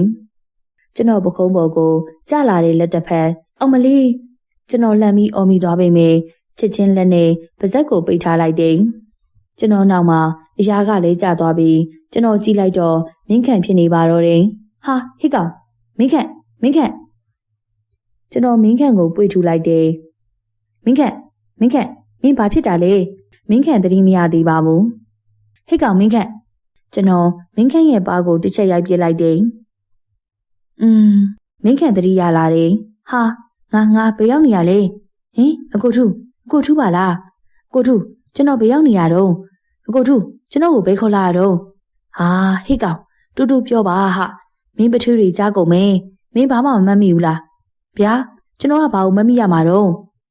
ကျွန်တော်ခေါင်းကုပ်ရပြန်နေခက်တာပဲငါတို့လေးချက်တောင်မှရောက်နေတာဟာဗျာဟုတ်တယ်ကျွန်တော်သူ့ကိုအချင်းချင်းရှင်းပြလိုက်တယ်ဟင်ဒါဆိုကျွန်တော်တို့ဘယ်လိုလုပ်ကြမလို့အချင်းတွေကိုနားလေသွားတယ်မင်းခန့်ကတိုးတိတ်စွာမေးတယ်ဘာလုပ်ရမလို့ဟာငါတို့ဆရာလေးညိုရဲ့အစီအစဉ်အတိုင်းပဲလုပ်ရမှာပေါ့အကိုထူးကလည်းအစီအစဉ်တိုင်းလုံးမယ်သာပြောတယ်ကျွန်တော်ဘာလက်နဲ့မှလည်းမတွေ့ဘူးနော်ဟိုးက6ယောက်တောင်သူတို့တမလိုက်မှဖြင့်2ယောက်လုံးလေးတက်တောင်ဆောင်ဖြစ်နေအောင်မယ်မင်းခန့်မအုံးမချုပ်ကွာတိတ်တိတ်လေးနေကျွန်တော်စကားတပြောနဲ့တိတ်ကိုင်းကြောက်တစ်ခုကိုကောက်လိုက်ပြီးမင်းခန့်ကိုလည်းတစ်ခုပေးလိုက်တယ်ပြီးတာနဲ့မြေစာခဲတစ်ခဲကိုကောက်ကဗေဒဆိုတဲ့လူရက်နေတဲ့ဘက်ကိုပြစ်ပေါက်လိုက်တယ်ရုတ်တရက်မှုထင်းနေဗေဒလက်អော်လိုက်တယ်ဟာငါမသိဘူးထင်နေကြတယ်ဟေးဟိုသုံးကောင်ထွက်ခဲ့ကြစမ်းနင်တို့ရောက်နေတာငါသိတယ်နော်တခါတည်းထားပနာထိပ်ပစ်ခဲ့မယ်ဇာယနာတယ်ကွမပိုင်ရင်ရင်အောင်မရိုက်ဘူးမလောက်လေးမလောက်စားသုံးကောင်တတိရှိရင်ခုထွက်ခဲ့ကြစမ်းကျွန်တော်အံ့ဩသွားတယ်ကျွန်တော်တို့ရောက်နေတာကိုဦးစနေရဘလို့တီးသွားလေတာကိုကျွန်တော်တွေးမရပါဘူးအကိုထုကျွန်တော်တို့ကိုပြောနေရချင်းနဲ့ဘလို့လုပ်ကြမလဲမင်းခန့်အာကိုတကြီးမေးပြီးမယ်ကျွန်တော်ကိုယ်တိုင်လည်းဘာလို့ရမယ်မသိပါဘူးဟာဆရာဟိုမှာမွေကြီးရုတ်တရက်ဦးစနေရတို့အဖွဲမှာကောင်းလေးတယောက်အော်ပြောလိုက်တယ်မောင်ကောင်းဆန်ထီအောင်ထင်မားတွေမြင်နေရလားဗမာတော့မွေဘာမွေမှမရှိဘူးရှိတဲ့မွေတွေကိုအကုန်တမထားပြီမဟုတ်လားရော့ဒီဆေးကိုတောက်လိုက်ဦးစနေရကမောင်ကောင်းဆန်ဆိုသူကိုအဲ့ဒီလိုပြောပြီးသူ့လေအိတ်ထဲမှာတစုံတစ်ခုပေးလိုက်တာကိုမြင်လိုက်ရတယ်မောင်ကောင်းဆန်အဲ့ဒါမွေးမဟုတ်ဘူးမိန်းကလေးတယောက်ဟာနောက်တယောက်ကပြောပြန်ပြီးဟုတ်တယ်မိန်းကလေးတယောက်ဟာချိုးလိုက်တဲ့မိန်းကလေးကွာလမ်းမပြီးရောက်လာတာထင်တယ်မင်းလူဒါကလူသူအယောက်ပေါက်မရှိသလားဝေးတယ်တော့လေဘဲကလမ်းမရမှာတော့ရော့မင်းလဲတောက်လိုက်ဦးစနကနောက်တစ်ယောက်ကိုလည်းပေးပြန်နေအကိုထုအဲ့ဒီကောင်တွေဘာဖြစ်နေကြတာလဲစေးကြောင်လာလားမိခက်မေးလိုက်တယ်မဟုတ်ဘူးကွဧကနမင်းကိုဝင်ဘူးသွားတဲ့နန်းလာရီဆိုတဲ့တိုက်ငကားဆောင်မလေးထင်တယ်အေးတယ်ဆရာလင်းညိုလည်းဘဲကိုရောက်သွားလဲမသိငါတို့ဘာလုပ်ရမှာတော့ဒီတိုင်းပဲကြည့်နေရတော့မှာလားကျွန်တော်ပြောရုံရှိသေးရုတ်တရက်မြူလိုမိကူလိုဖြူအောင်နေအုံဆိုင်ထွက်ပေါ်လာပါတော့တယ်ဆရာကြီးဘာဖြစ်တာလဲရုတ်တရက်မိကိုတွေထလာပါလားဦးစနေရတို့အဖွဲမှာတယောက်ကပြောပြန်နေဘဲကမိကိုရမှာတော့အဲ့ဒါဟိုမလောက်လေးမလောက်စားအကောင်ရဲ့လက်ချက်ပဲနေမှာပေါ့လာစမ်းပါစေ လာစမ်းပါစေတခါလေလက်စတုံးပြရတာပေါ့လေအသိမြင်ထားကြဟဲ့တဖြည်းဖြည်းနဲ့မိခုလိုအရာတွေပျောက်ကွယ်လာတယ်အဲ့ဒီအရာတွေပျောက်ကွယ်သွားတာနဲ့ကျွန်တော်တို့တွေ့မြင်လိုက်ရတာကလွယ်ကလေးကိုလွယ်လျက်ရက်နေတဲ့လူတစ်ယောက်ကိုပါပဲအဲ့ဒီလူကဆရာလင်းညိုဆိုတာကျွန်တော်သိလိုက်ပါပြီမင်းခန့်အချိန်ချပြီဟာမင်းကဟိုဝဝဖိမ့်ဖိမ့်နဲ့လူနှစ်ယောက်နဲ့ချကွာဒီဘက်ကအဖိုးကြီးကိုတော့ငါတာဝန်ယူတယ်ကျွန်တော်ကပြုံးလျက်ပြောပေမယ့်မင်းခန့်ကမျက်စောင်းပြစ်လျက်ကြည့်နေတယ်။အော်တရားလိုက်တဲ့အကိုထူးကျွန်တော်ဗလာကိုလည်းကြည့်အောင်အကိုထူးကဗလာနည်းနည်းတောင်းတော့အဲ့ဒီရောက်ကိုတာဝန်ယူကျွန်တော်ဖိုးကြီးနဲ့ချမယ်။ကျွန်တော်တို့လည်းဥစနေရတို့စီဝင်တိုးမယ်လို့တော့မင်းခန့်ကအကိုထူးနေပါအောင်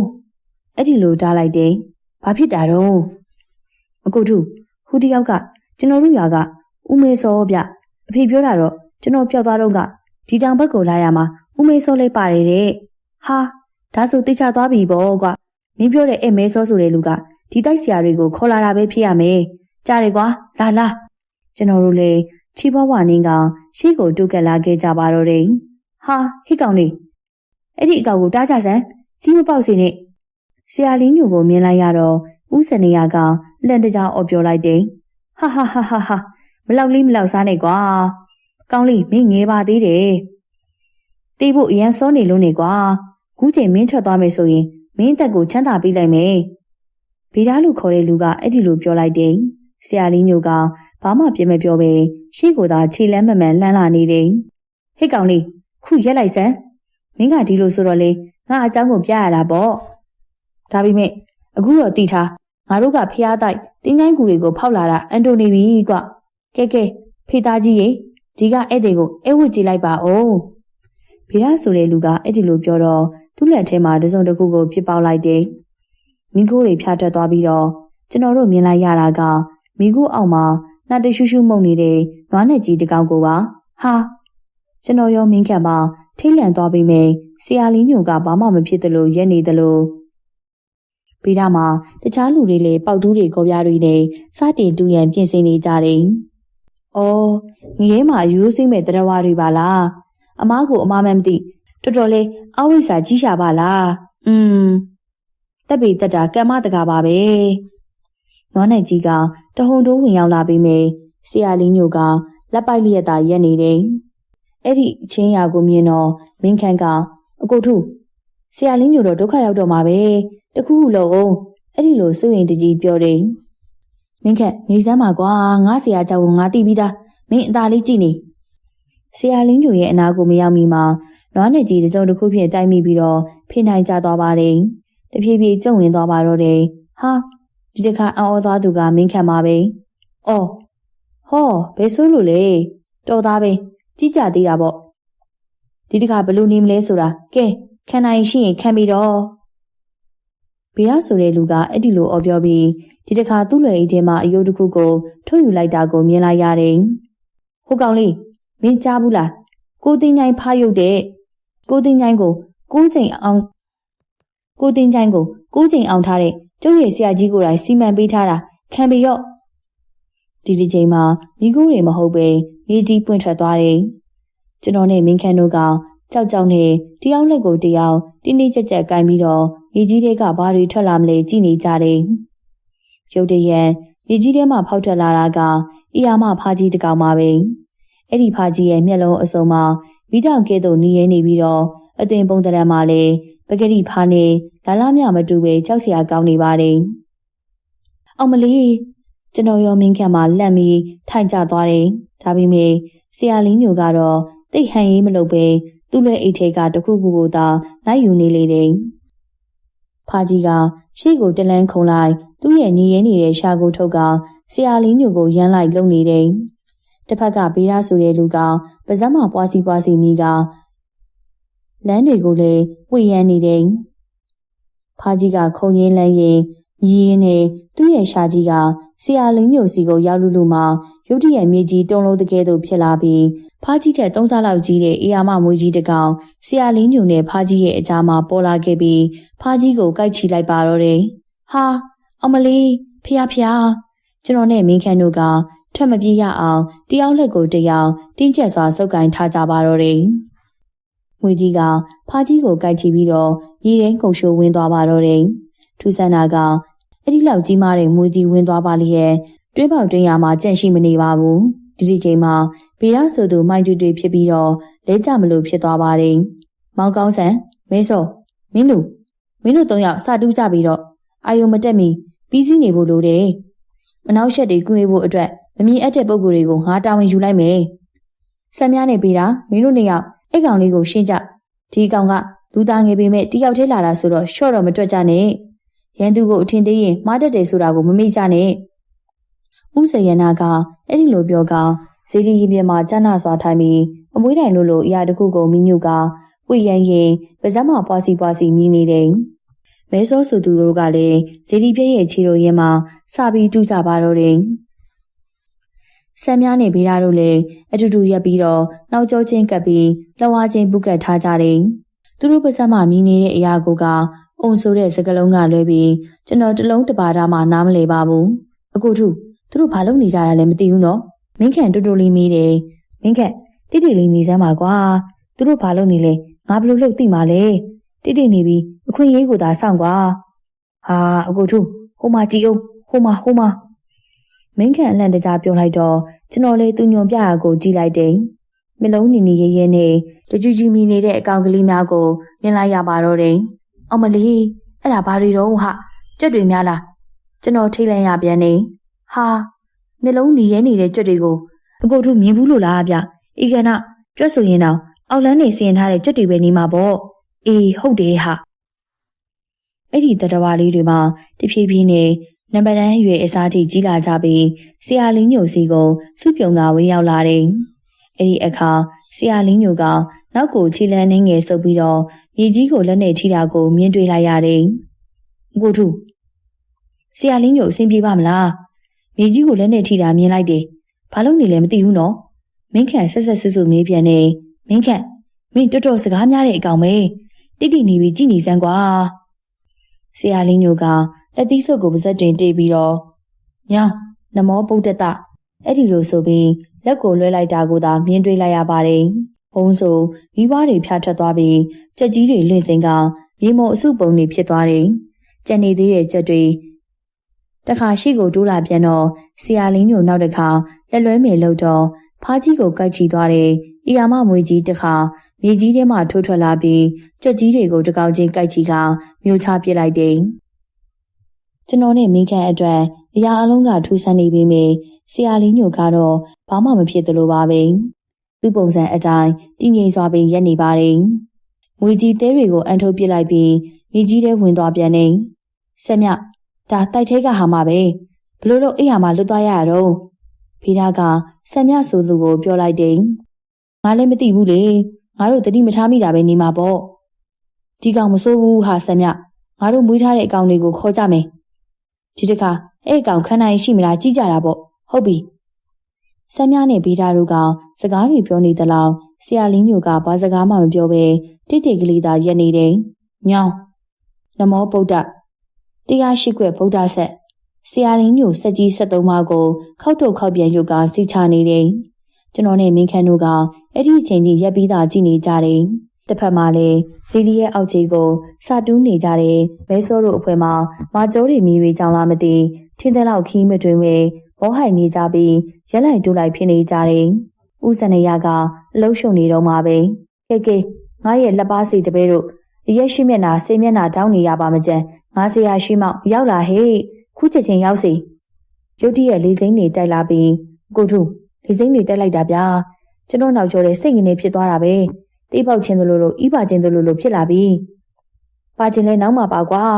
လောလောဆယ်ငါနားမှာပဲနေအောင်ငါလဲကြောက်လာပြီကွမင်းဖေနဲ့ရွာကလူတွေကလည်းခုချိန်ဒီမရောက်ကြသေးဘူးဒီတိုင်းဆိုရင်တော့မင်းပြောသလိုပဲငါတို့အကုန်မတာပေါ်တော့မှာပဲကျွန်တော်စကားကြောင်မင်းခန့်ကျွန်တော်အနာကိုပို့ပြီးပူကက်လာတယ်ကိုထု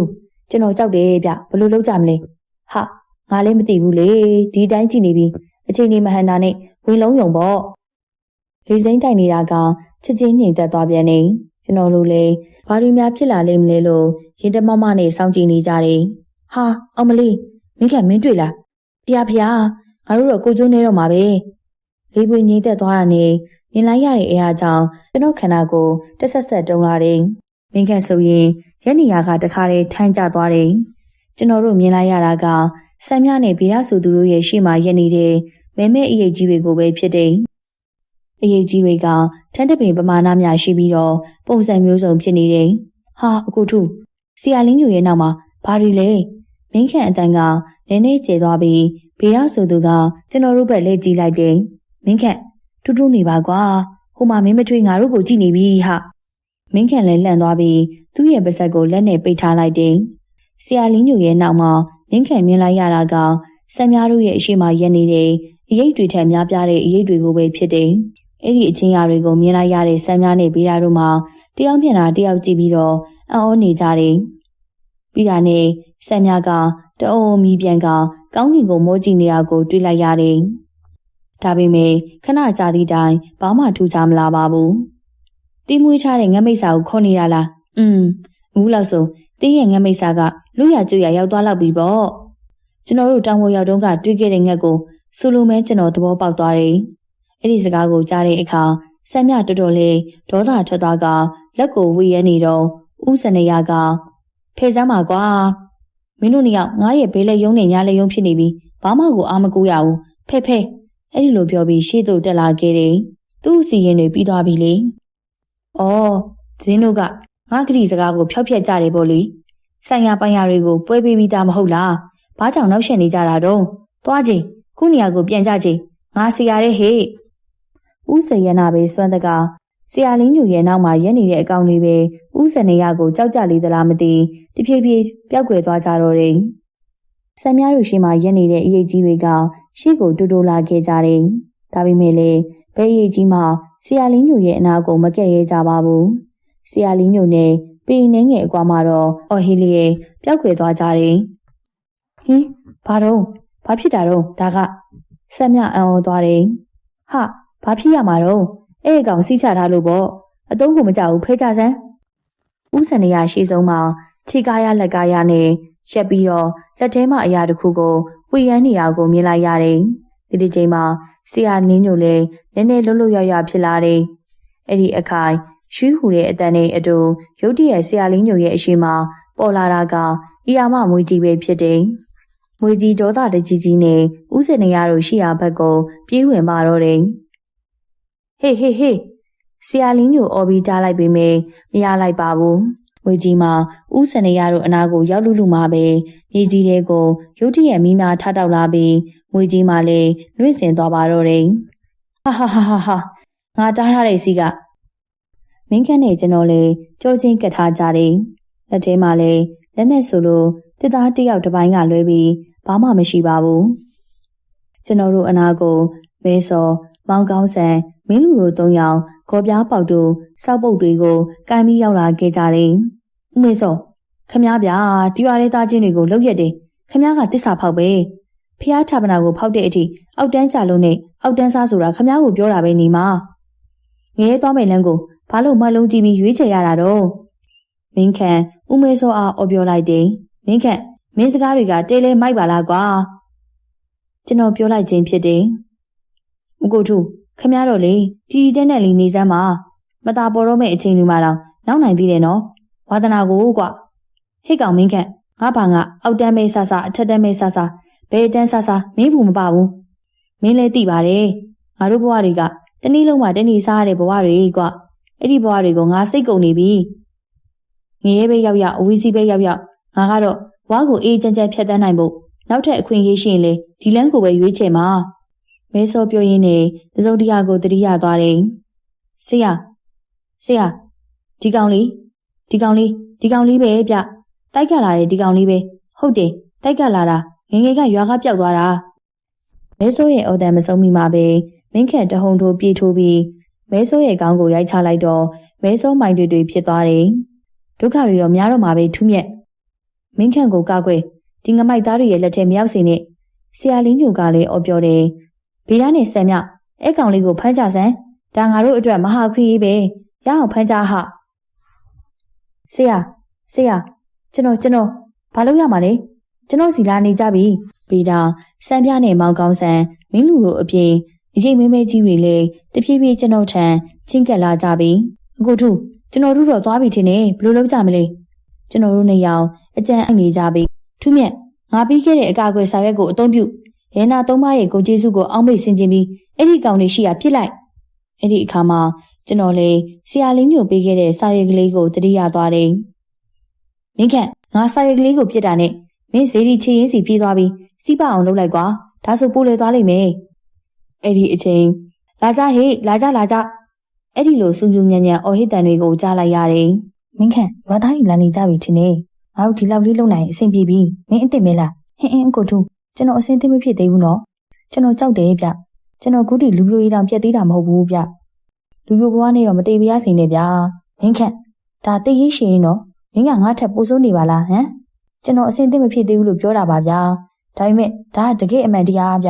အေးကောင်းတယ်ဟုတ်ပြီအဆင်သင့်ဖြစ်ပြီလို့ပဲမှတ်လိုက်မယ်ဟာဗျာကျွန်တော်စာရွက်ကလေးကိုပစိုးခေါက်ကြားမှာထုတ်ယူလိုက်ပြီးတရက်နှစ်ကုံသုံးပါးကိုအခောက်အခါရွတ်က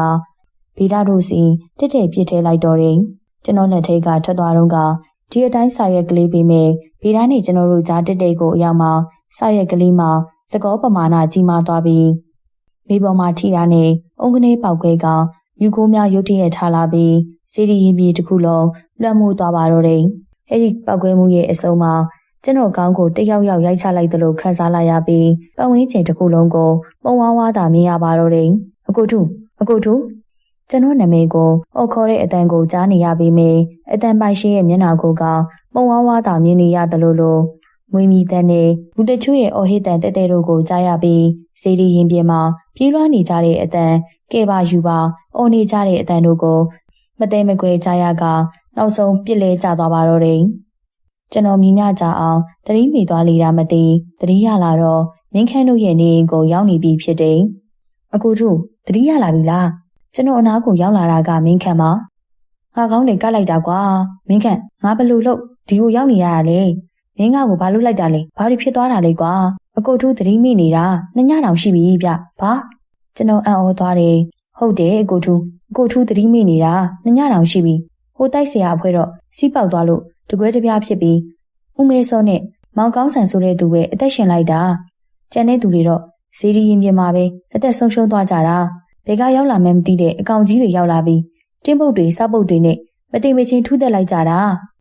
ဦးစေရနာနဲ့ဗေဒဆိုသူနှစ်ယောက်ကိုတော့ငွေကြီးမျိုးချလိုက်တာဗျမင်းခန့်ရှင်းပြနေတယ်အဲ့ဒီနောက်ဆရာလင်းညိုနဲ့မင်းခန့်ရဲ့မိဘနှစ်ပါးနှစ်ယောက်ရောက်လာကြတယ်ထူးမြတ်တတိယပြီလားကွဟုတ်တယ်ဆရာအေးမင်းတတိယရင်တော့ငါတို့ခီးဆက်ကြတာပေါ့ကွာဒါနဲ့ကျွန်တော်တို့လည်းမင်းခန့်တို့အိမ်မှာနာရီနေငယ်နေပြီးအကုန်လုံးကိုနှုတ်ဆက်ကလက်ဝဲရွာဘက်ကိုထွက်လာခဲ့ကြတယ်မင်းခန့်တို့ရွာသားတွေလိုက်ပို့ကြပြီးမြဆရာလင်းညိုကလက်တစ်ဝက်ကပြန်ခံလိုက်တယ်ဆရာလင်းညိုကျွန်တော်သိချင်တာတွေရှိသေးတယ်ဗျတွိုင်းနဲ့ကျွန်တော်စကားဆလိုက်တယ်မင်းမေးမယ်ဆိုတာငါသိပြီးသားပါတိုက်တော်ဆောင်ကိုငါဂရီတောင်းထားတဲ့ကိစ္စမလားဟာမှန်ပါဗျာဆရာလင်းညိုတော့တကယ်ဆရာပြီးသားပါပဲရဲ့ဆရာလင်းညိုပြုံးလိုက်တယ်အဲ့ဒါမင်းခန့်ရဲ့အသက်ကိစ္စပဲထူးမြတ်ရတိုက်ဆောင်တွေကိုလွတ်ပေးလိုက်ပြီးမင်းခန့်နဲ့ငါတိုင်နှန်းရှင်ကိုတွားတွေ့ကြရလေပြီးတော့မင်းခန့်ကိုလူသက်တန်းစေးအောင်လူပြည်မှာနေနိုင်ဖို့ဂရီနဲ့နောက်ထပ်မနှောက်ယှက်ဖို့ဂရီကိုတောင်းခဲ့ရတာပေါ့ကွာကျွန်တော်ဝမ်းသာသွားတယ်ဟာကောင်းတာပေါ့ဗျာကောင်းတာပေါ့အေးချွင်းချက်အနေနဲ့တော့မင်းခန့်တင်ငန်းစီးလို့မရဘူးကွကျန်တာတော့အကုန်အဆင်ပြေတယ်ဒါနဲ့လေဆရာပြီးတဲ့စာရွက်ကလေးကပထမတော့ငယ်ငယ်လေးပေမဲ့ဆရာပြောသလိုရဲနာသုံးပါးရဲ့ဂုံကျေးဇူးတော်ကိုအောက်မေ့ဆင်ခြင်ပြီးပြစ်လိုက်တော့စာရွက်အပိုင်းစာလေးကသကောလောက်ရှိသွားတာဗျပြီးရောပေါက်သွားတာပဲပြီးတော့ကျွန်တော်ခေါင်းကိုတရားဟုတ်ကရိုက်လိုက်တယ်လို့ခံစားရပြီးဘာမှမသိတော့တာပဲမေးလဲသွားတော့တာပဲအဲ့ဒါဘာကြောင့်လဲဆရာအဲ့ဒီစာရွက်လေးကငါဆရာကျင့်စဉ်တစ်ခုကျင့်တော့ကအသုံးပြုခဲ့တဲ့စာရွက်တွေကအပိုင်းစာလေးတစ်ခုပဲကွအမတ်တရအနေနဲ့ငါတင်ထားတာငါမှအများကြီးရှိသေးတယ်မင်းလိုချင်လို့လားဆရာလေးညိုကသူ့ရဲ့လက်ဆွဲတော်လွယ်အိတ်ကိုလက်နဲ့ပုတ်ပြရင်းပြောတယ်အာတော်ပါပြီမယူချင်ပါဘူးဗျာမင်းကောင်းကိုထိသွားတဲ့ကိစ္စကတော့မင်းကပညာတဲ့မဟုတ်လို့ပေါ့ကွတာမန်လူတစ်ယောက်ကအဲ့စာရွက်ကိုအသုံးပြုခွင့်မရှိဘူးထူးမြတ်ရမင်းခန့်ရဲ့အိမ်မှာတော့ငါဖျားရှိခိုးခဲ့သေးတယ်မလား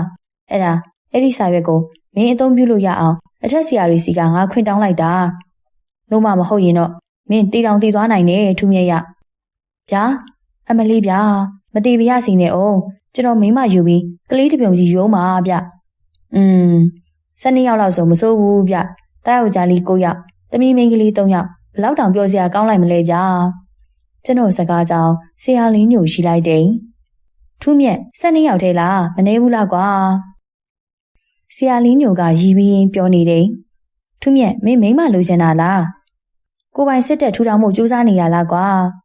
ကျွန်တော်နဲ့ဆရာလင်းညိုတယောက်ကိုတယောက်ကြည့်ပြီးရေးကြပြန်နေဒါနဲ့လေဆရာနဲ့မင်းခန့်တိုက်ထဲသွားတော့ကကျွန်တော်ကိုဆရာတို့နဲ့အတူဘာလို့မခေါ်ရရတော့ဗျကျွန်တော်တိုက်ထဲရောက်ဘူးကျင်လို့ပါဆရာလင်းညိုသဘောကျစွာပြောလိုက်တယ်မင်းကဘာလို့ရောက်ဘူးကျင်တာတော့ထူမြတ်ရတိုက်မလေးတွေကစာပေတွေတဲကလို့တကယ်ချောမချောသိကျင်လို့ပါဗျာတကယ်သိကျင်တာလားအဲ့ဒါဆိုနောက်တစ်ခါကြုံခဲ့ရင်ခေါ်သွားပေးမယ်လေကျွန်တော်ဝမ်းသာသွားတယ်ဘာလို့လဲဆိုတော့ကျွန်တော်ဆရာကလိန်ညာဖြိုးတတ်တဲ့သူမျိုးမဟုတ်မှန်ကျွန်တော်ကောင်းကောင်းကြည့်သိတာကြောင့်ပါဟာတကယ်လားဆရာဝမ်းသာလိုက်တာတိုင်းမလေးတွေကချောမာသိကြပဲ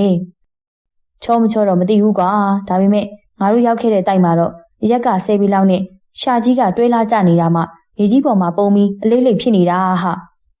ပြီးတော့ရှိသေးတိုင်နှန်းရှင်မဆိုတဲ့တယောက်ကလူလိုငကားလိုချီးနဲ့မသွားပဲတွားသွားနေတာဟာပါဇက်ကလည်းအနည်းဆုံးရောင်ရင်အိုးလောက်တော့ရှိမယ်ထင်တယ်